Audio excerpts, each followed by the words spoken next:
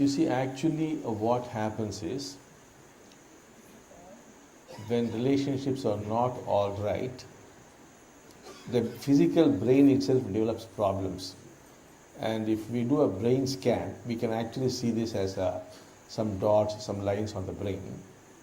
And when relationships are healed, you'll find these marks disappear from the physical brain. Now, the brain is so designed that it should be able to transmit signals to other brains and receive signals. Once that happens, the grace starts pouring into you, and if the grace is pouring into you, there cannot be problems. Now, what happens is, if the relationship is not all right, the grace is not able to help you. So the moment you set right this a relationship, you will find actually the brain changing physically and the grace starts pouring in. So without grace, what could you do? For all your problems, not only are these relationships creating problems, they're also preventing you from receiving grace. For example, you can actually experiment and see if you have a very bad relationship with your father and you hurt him very badly, sooner or later you would develop financial problems. Try as you might, it is very difficult to get over these problems. But just somehow seek your father's forgiveness.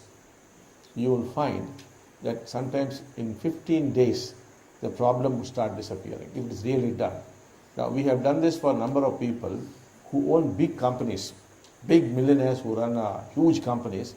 Suddenly the company would start declining. And then the CEO of the company would come running. The father would be the actual owner, the son would be the CEO or something. And then very often you would trace it back to some kind of hurt caused to the father by the boy. And then when the boy is convinced and he goes back and does a father puja, some seva, or apologizes and helps out his father, the company again picks up. So whatever is being spoken to you is based on solid evidence. Now things are so bad, relationships are deteriorating, and we also know that when relationships deteriorate beyond a point, you get floods, you get drought, you get the tsunami, you get the earthquake. That also we are well aware.